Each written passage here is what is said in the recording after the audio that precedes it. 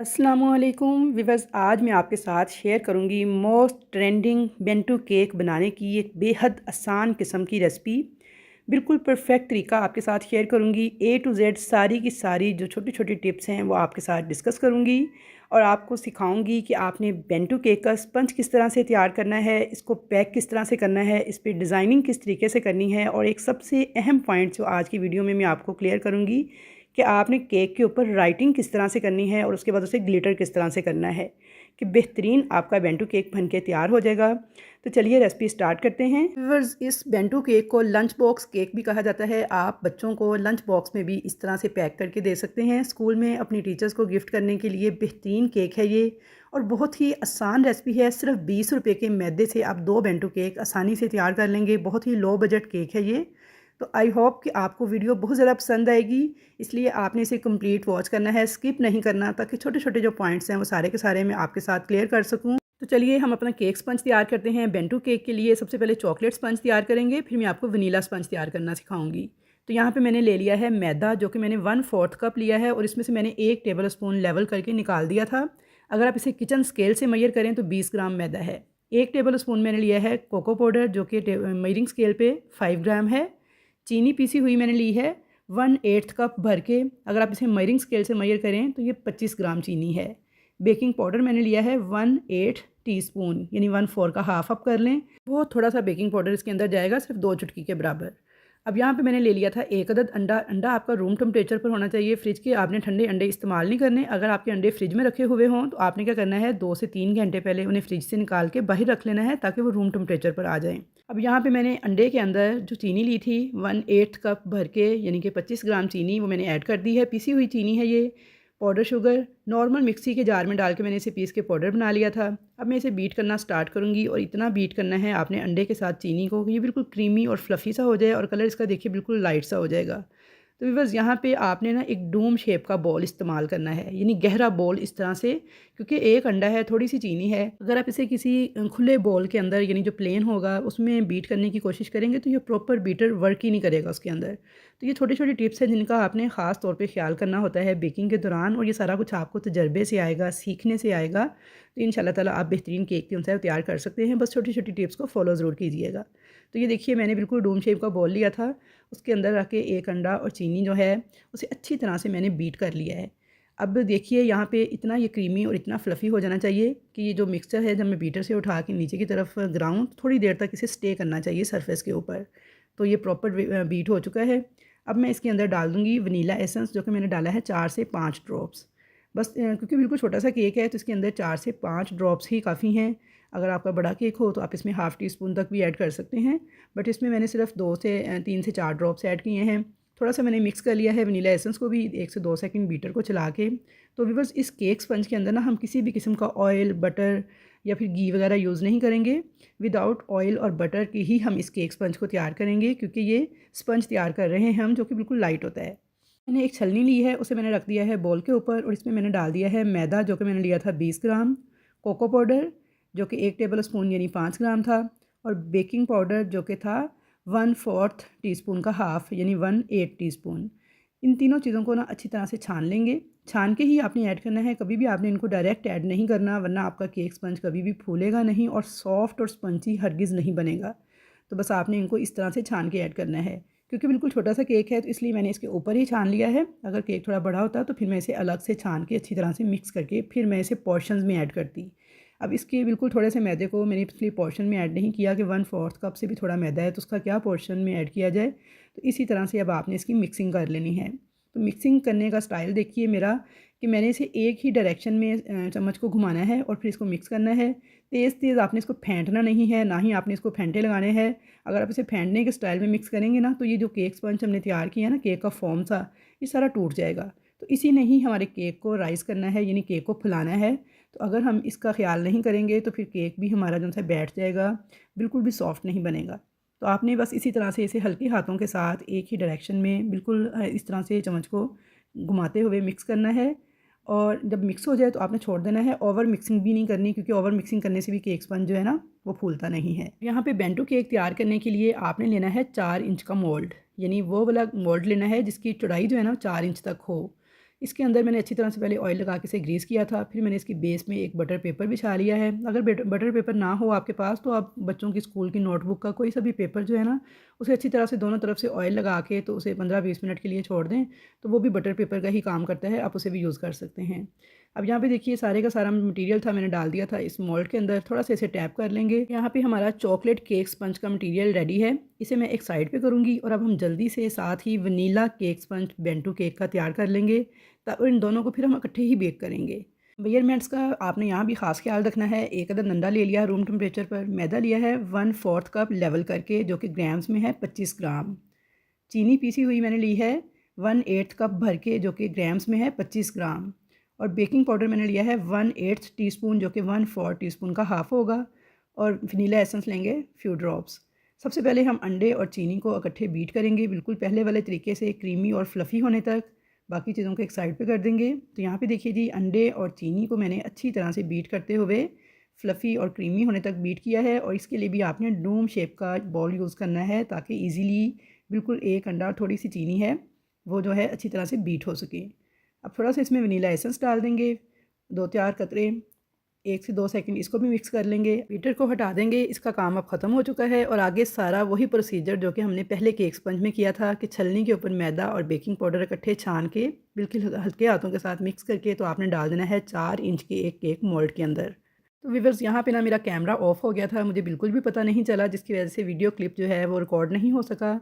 मैदा और baking powder मैंने same पहले तरीके से डाल के मिक्स करके और इसे मोल्ड में डाल दिया है। थोड़ा सा इसे टैप टैप कर लेंगे। तो यहाँ पे अब हमारे वनीला और चॉकलेट दोनों स्पंज तैयार करने के लिए मटीरियल रेडी है। जब मैंने केक बनाना स्टार्ट किया था तो एक अदद पतीला जो है मैंने चूल्हे पर रख दिया था मीडियम फ्लेम पर गर्म होने के लिए। उसके अंदर मैंने एक स्टैंड रखा हुआ है। ये आप देख सकते हैं पतीला मेरा बहुत अच्छे तरीके से गर्म हो चुका है।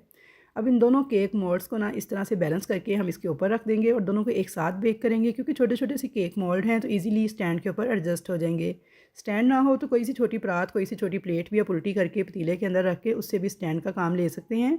कवर कर देंगे, ऊपर कोई वज़नी चीज़ रख दें। अगर वज़नी चीज़ ना हो तो ईंट वगैरह रख दें और बिल्कुल दम वाले फ्लेम पर इसे 15 से 20 मिनट तक बेक करेंगे। अगर ओवन में बेक करना चाहते हैं तो ओवन में इसकी 10 मिनट की टाइमिंग है। 180 डिग्री सेंटीग्रेड पर प्री हीटेड ओवन के अंदर ही आपने इसको बेक करना है। तो व्यूअर्स, अब मैं आज की वीडियो में आपको दिखाऊंगी कि जब तक हमारे केक बेक हो रहे हैं, तो ये देखिए ये मैंने मंगवाए थे। ये प्लंजर है, इसके अंदर happy birthday, best wishes, happy anniversary और कॉन्ग्रेचुलेशंस लिखा हुआ है। तो अगर आप केक पे राइटिंग सीखना चाहते हैं तो क्रीम के साथ बेंटो केक के ऊपर राइटिंग करना थोड़ा मुश्किल होता है, क्योंकि बिल्कुल छोटा सा केक होता है। लेकिन अगर आपके पास हैप्पी बर्थडे का, एनिवर्सरी का, कॉन्ग्रेचुलेशंस का या फिर बेस्ट विशेज़ का कोई ऑर्डर आता है तो आप ये प्लंजर ज़रूर मंगवा के रख लें। बहुत ही हेल्पफुल रहते हैं और बहुत ही ज़बरदस्त किस्म की राइटिंग जो है केक पे आप आसानी कर सकते हैं। बड़ी यूनिक सी लुक देती है। तो यहाँ पे देखिए मैंने फॉन्डेंट ले लिया था वाइट और थोड़ा सा मेरे पास था रेड कलर में। इनको मैंने अच्छी तरह से पहले सॉफ्ट किया, उसके बाद मैंने इसको थोड़ा सा कॉर्नफ्लोर लगा के बेल लिया था। बेलने के बाद मैंने इसे राउंड शेप में इस तरह से कुकी कटर के साथ इसकी कटिंग कर ली थी। और अब मैं आपको बताती हूँ कि किस तरह से इन प्लंजर्स को आपने राइटिंग के लिए यूज़ करना है। सबसे पहले देखिए ये हैप्पी बर्थडे का है मेरे पास, तो इसके ऊपर ना एक कॉर्नर पे इन्होंने लिखा हुआ है, ताकि पता चल जाए कि ये सीधा कौन सा है, उल्टा कौन सा है। आपने उल्टी और सीधी डायरेक्शन का ख्याल रखते हुए इसे प्रेस करना है। तो ये देखिए कितना ज़बरदस्त बर्थडे जो है ना इसके ऊपर लिखा गया है। अब मैं इसे इसी तरह से देखिए हैप्पी लिखा हुआ है, तो आपने सीधी साइड का ख्याल रखते हुए इसे हल्का सा प्रेस करके उठा लेना है। तो ये देखिए हैप्पी बर्थडे कितना खूबसूरत लिख के हमारा जो प्लंजर है उसने इसके ऊपर पंच कर दिया है। तो बहुत ही खूबसूरत और बहुत ही अट्रैक्टिव किस्म का केक लगता है जब इसके ऊपर इस किस्म के टॉपर्स आप लगाते हैं। तो ये देखिए कितनी आसानी के साथ, बिल्कुल थोड़े से फॉन्डेंट के साथ मैंने ये टॉपर रेडी किया है। और ये मैंने बेक हाउस से मंगवाया था, ऑनलाइन ऑर्डर किया था। तो यहाँ पे अब मैं दूसरा आपको तैयार करना सिखाऊंगी। इसमें मैं थोड़ा सा रेड कलर ऐड करूँगी, यानी 2 कलर्स को इकट्ठे इमर्ज करके आपने किस तरह से टॉपर तैयार करना है। तो उसका बेहतरीन तरीका ये है कि आपने दोनों को पहले सॉफ्ट कर लेना है, उसके बाद इस तरीके से इनको बेलना है कि एक दूसरे के साथ बिल्कुल एडजस्ट हो जाएँ। कोई सा भी कलर आप किसी भी तरीके से ऐड कर सकते हैं। और अब सेम पहले वाले तरीके से हैप्पी बर्थडे का जो प्लंजर है उसे आपने इस तरह से पंच करते हुए इसके ऊपर लिख लेना है। इनको ज़्यादा अट्रैक्टिव बनाने के लिए हम इसके ऊपर गोल्डन ग्लिटर करेंगे। तो ये देखिए यहाँ पे मेरे पास है गोल्डन ग्लिटर, ये भी मैंने बेक हाउस से ही मंगवाया है और ये इस तरह से पाउडर फॉर्म में होता है। इसको आपने क्या करना है, थोड़ा सा बिल्कुल ऐड करना है। यहाँ पे मैंने ये एक छोटी सी मेरे पास डिबिया है, इसे मैं इसी काम के लिए यूज़ करती हूँ, यानी ग्लिटर के लिए ही।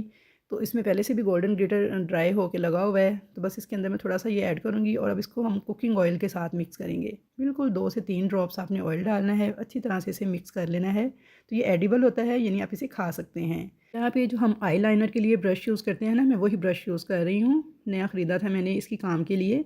इसको आपने हल्का हल्का लगाते जाना है ग्लिटर, और बिल्कुल जो हमने पंच किया है ना उस लाइन के अंदर आपने इस तरह से फेरते जाना है।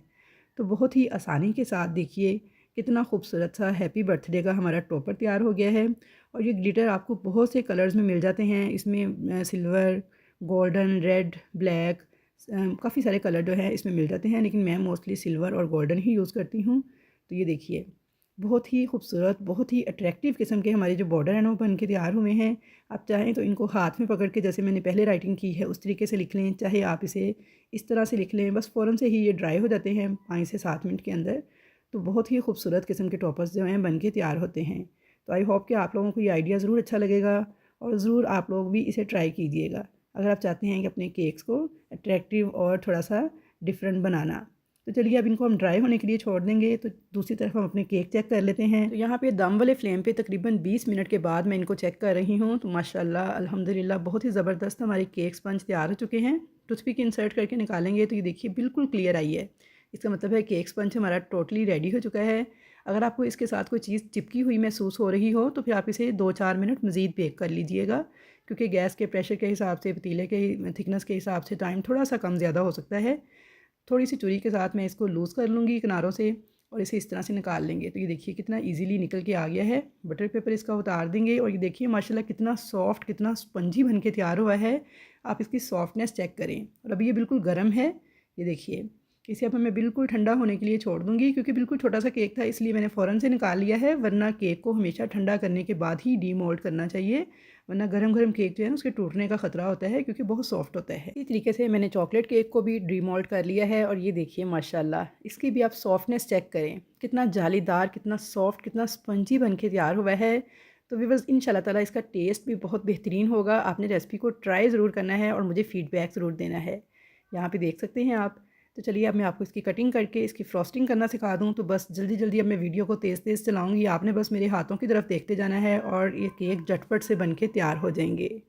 यहाँ पे मैंने क्रीम को व्हिप कर लिया था। क्रीम को व्हिप करने की बहुत सारी मैंने वीडियोस के अंदर आपको तरीका बताया हुआ है, बस उसी तरीके से आपने क्रीम को व्हिप कर लेना है। केक बोर्ड लिया है मैंने, और ये केक बोर्ड, क्योंकि ये केक बहुत हल्के होते हैं, स्लिप हो रहा था तो नीचे मैंने लगा ली है डबल टेप, ताकि केक बोर्ड जो है ना वो स्लिप ना होने पाए। केक की फ़र्स्ट लेयर को रखा है शुगर सिरप के साथ, मैंने इसे सोक किया है, थोड़ी सी क्रीम अप्लाई की है और इसे क्रम कोट कर लिया है।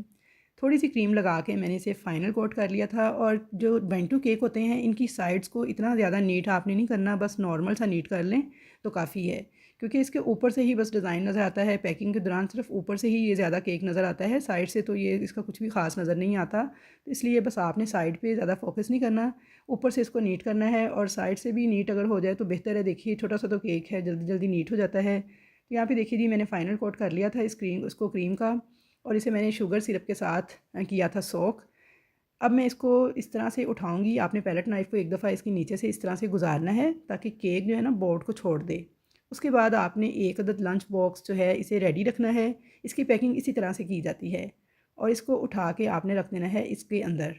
ये देखिए नीचे आपने बटर पेपर एक रख लेना है, और या फिर एक स्पेशल पेपर भी मिलते हैं जो कि बेंटो केक के नीचे रखने के लिए यूज़ किए जाते हैं। अगर आपके पास वो हों तो आप वो रख लें, वरना फिर बटर पेपर जो है वो आपके पास बेस्ट ऑप्शन है। अच्छा, अब यहाँ तक तो मैंने वीडियो को चलाया था 10x की स्पीड पर। अब यहाँ पे मैंने वीडियो को स्लो किया है ताकि आपको ईजिली समझ आ सके कि मैंने क्या किया है।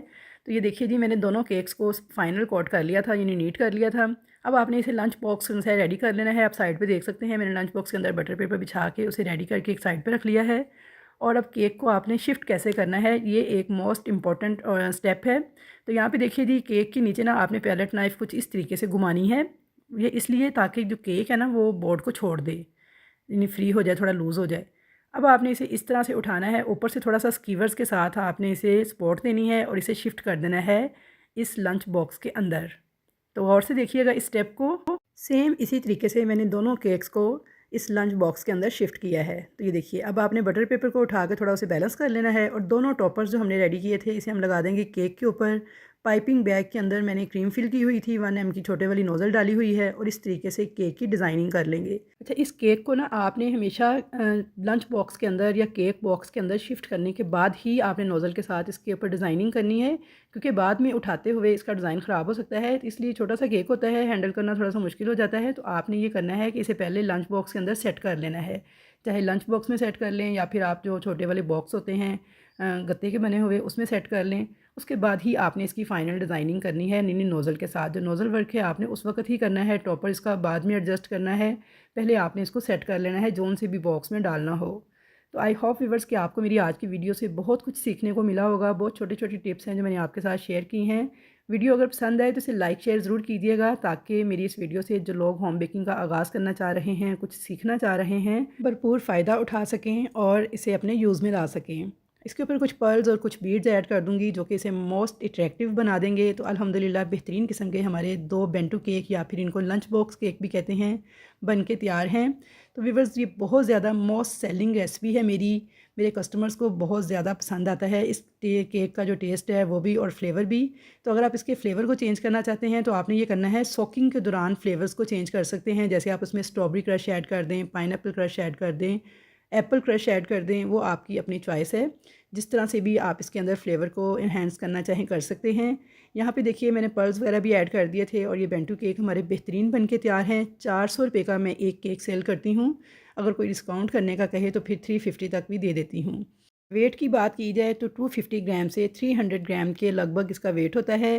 तो आई होप व्यूअर्स के सारे पॉइंट्स मैंने आपको क्लियर कर दिए हैं, आपको अच्छी तरह से समझ आ गई होगी। फिर भी अगर कोई पॉइंट रह गया हो, आपको समझ ना आई हो, तो आप कमेंट्स बॉक्स में मुझसे पूछ सकते हैं। इंशाल्लाह ताला मैं आपको ज़रूर गाइड करूँगी। तो नेक्स्ट रेसिपी तक के लिए मुझे दीजिए इजाज़त। अल्लाह हाफिज़।